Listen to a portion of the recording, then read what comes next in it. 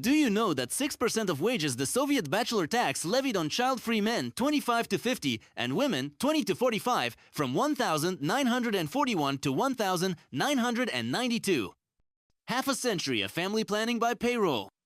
470,000 payment notices mailed in Belarus in 2015 under Decree Number 3, US $250 each. Only 54,000 people paid protests froze the levy by 2017. $389,000 newest lending tree estimate to raise one American child to age 18. Food, housing, health, college savings. That's a mortgage-sized toddler. 400 hours or 133 nights of sleep lost in baby's first year for the average new parent. Netflix? You'll be streaming your eyelids closing. 2 hours of crying daily during the first 6 weeks. The official Season 1 soundtrack of Parenthood. We have set up an artificial intelligence to explore the question, should a mandatory tax on childlessness be implemented? Today, two sides will present their arguments. One supporting the idea as a way to combat population decline and support aging societies. The other opposing it as a violation of personal freedom and a form of reproductive coercion. Here's how our debate will proceed. Opening statements, argument development, rebuttals, questions, and answers. Don't skip ahead, watch the entire exchange and decide for yourself in the comments who made the stronger argument. If you're interested in the topic of debates, don't forget to subscribe to the channel and take part in the subscriber-only poll to help determine the winner.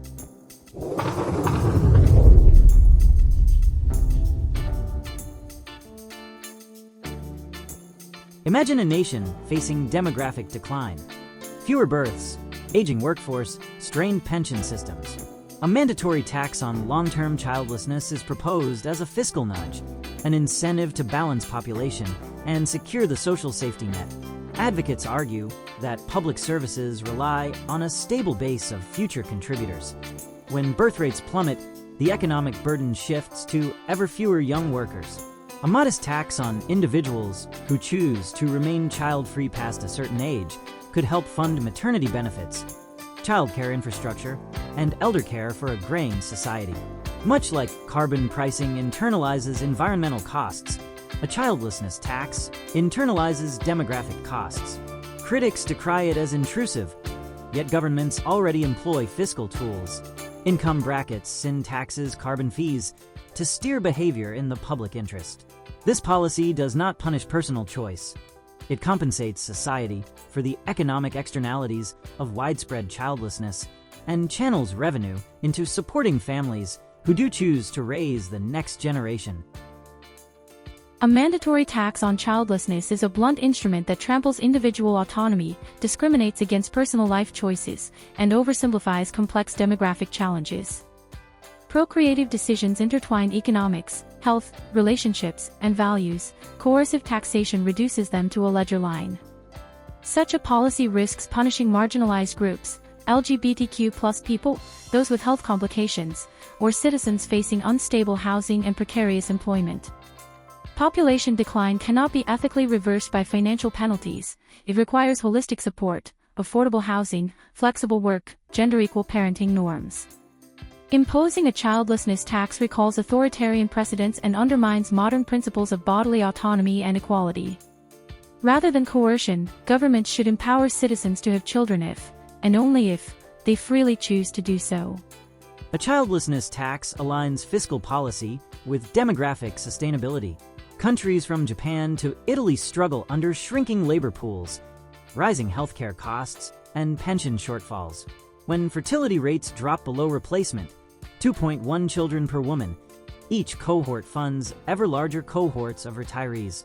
Without intervention, payroll taxes soar or benefits erode. A targeted levy on voluntary long-term childlessness, implemented at, say, age 40, recognizes the collective cost of demographic imbalance and recycles funds directly into pro-natalist programs, subsidized childcare, parental leave, fertility treatment support. International precedent exists. The Soviet Union's 1941 childlessness tax financed wartime family benefits. Singapore once imposed marriage and fertility incentives through taxation. Modern versions could be progressive, with exemptions for medical infertility, caregiving commitments, or adoptive parenting. Revenue projections show that even a 1% surcharge on high-income child-free households could generate billions annually, enough to expand daycare capacity, offset education expenses, and reduce gender pay gaps that deter many from parenthood. Moreover, behavioral economics demonstrates that fiscal nudges influence life cycle decisions. Homeownership tax breaks encourage buying. Tobacco taxes reduce smoking. Similarly, a well-designed childlessness tax, coupled with generous offsets for parents, can recalibrate societal incentives toward balanced fertility without coercion. Ethical objections often invoke bodily autonomy, yet the policy does not mandate childbirth. It simply prices the societal externality of opting out, akin to congestion charges pricing road usage. Critically, the measure signals institutional commitment to families. When governments place tangible value on raising children, employers follow with parent-friendly policies and cultural norms adjust. Studies show that comprehensive family benefits correlate with higher happiness and fertility. By earmarking tax proceeds for childcare, housing allowances, and education, society offsets the costs that deter potential parents.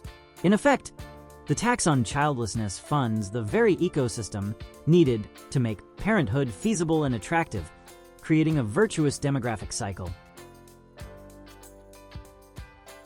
A childlessness tax violates fundamental rights enshrined in international human rights law, including the right to found a family free from state coercion.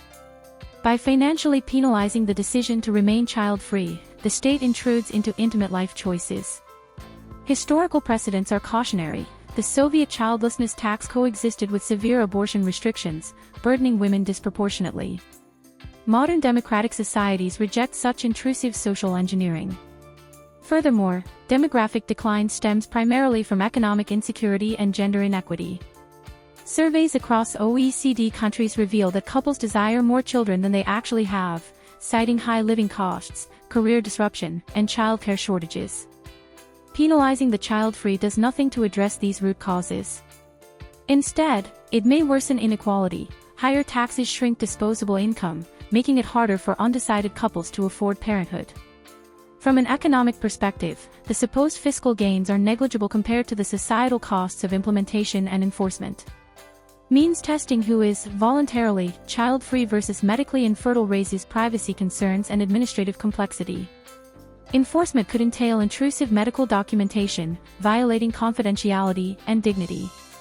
Socially, coercive pronatal policies risk backlash, eroding trust in government. Studies on fertility incentives show that positive measures, like generous parental leave, affordable childcare, and housing subsidies, yield higher fertility gains than punitive measures. France, Sweden, and Canada achieve near-replacement fertility without penalties, through supportive ecosystems. A childlessness tax diverts resources and political will away from positive policies that make parenting desirable. Finally, moral philosophy emphasizes the intrinsic value of children, not their utility as future taxpayers.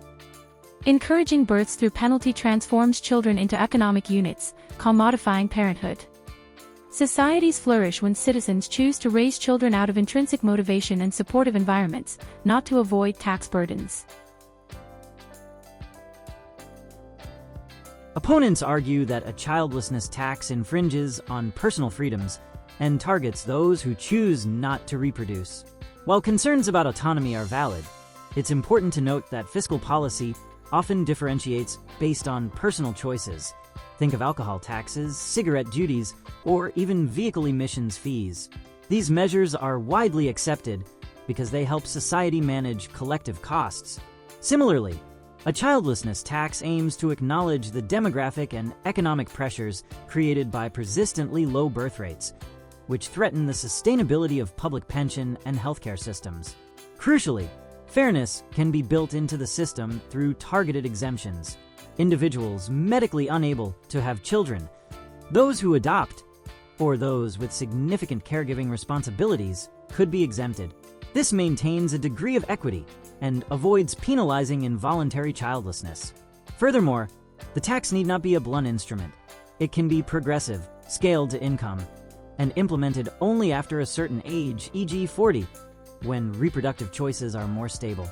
Some critics say the policy wouldn't work because fertility decisions are complex, while true, economic incentives do shape behavior. Evidence from Hungary's family tax credit and France's family quotient demonstrates that targeted fiscal policies can raise birth rates. A childlessness tax complements such benefits by adding a gentle disincentive for long-term voluntary childlessness, thereby distributing demographic responsibility more evenly across society. Lastly, the revenue collected can be earmarked for family-supporting infrastructure, daycare centers, parental leave programs, and fertility treatments, rather than punishing the child free. This approach channels their contribution into the very systems that enable others to start families. In that sense, it fosters social solidarity, ensuring that the future of the nation is a shared investment.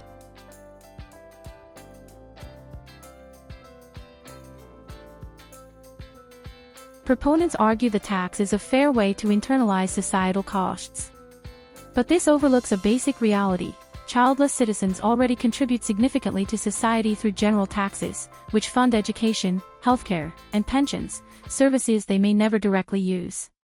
Asking them to pay extra solely for not having children violates the principle of horizontal equity, treating equals equally. People without children often shoulder additional caregiving roles, support extended families, or invest in public goods in other ways. A childlessness tax simplifies complex lives into one reductive metric: birth status. Advocates of the tax claim that fiscal nudges raise fertility, but evidence suggests that punitive measures like taxes may actually backfire. Stress related to economic pressure and stigma can further discourage parenthood, especially in countries where childcare is costly and gender roles are imbalanced. Real-world results from pronatalist experiments in Eastern Europe show limited or unsustainable fertility increases when incentives are coercive rather than supportive. Additionally, the proposed exemption system is deeply problematic. Determining who is voluntarily versus involuntarily childless would require invasive documentation. LGBTQ+ individuals, people with chronic health conditions, or those facing socio-cultural barriers could be subjected to bureaucratic scrutiny just to justify their lives. Instead of correcting inequality, such a policy could deepen it. What works is well documented: robust social infrastructure, generous parental leave, affordable childcare, flexible work arrangements, and gender-equal career opportunities. These not only support those who want children but also promote freedom, equity, and dignity. Rather than taxing the childless, governments should invest in building a society where people can freely and confidently choose parenthood, without fear, penalty, or pressure. Moderator question: what single policy beside taxation would most effectively address low birth rates? A dedicated childcare fund financed by the childlessness tax could offer universal, high-quality daycare across the country. This would significantly reduce one of the most cited reasons for avoiding parenthood: the cost and availability of childcare. By providing accessible daycare services, parents, especially working mothers, could more easily balance careers and family life. In the long term, this would support higher fertility rates, improve child development outcomes, and reduce gender inequality in the workforce. Moreover, funding childcare from a tax on childlessness symbolically and financially reinforces the idea of shared societal responsibility for the next generation. Implementing paid parental leave with at least 80% wage replacement for a full year would allow families to bond during the critical early months without financial anxiety. Such a policy has proven effective in countries like Sweden and Norway, where birth rates are more stable. Beyond increasing fertility, it improves child health, enhances maternal well-being, and promotes gender equity by encouraging both parents to take time off. Unlike punitive taxation, this approach respects individual autonomy while addressing structural barriers to parenthood in a positive, supportive manner. Thanks for watching. Now it's your turn. Let us know in the comments who you think won this debate. Don't forget to cast your vote and tell us why. And if you enjoyed this content, make sure to hit that subscribe button. More debates are coming your way. See you next time.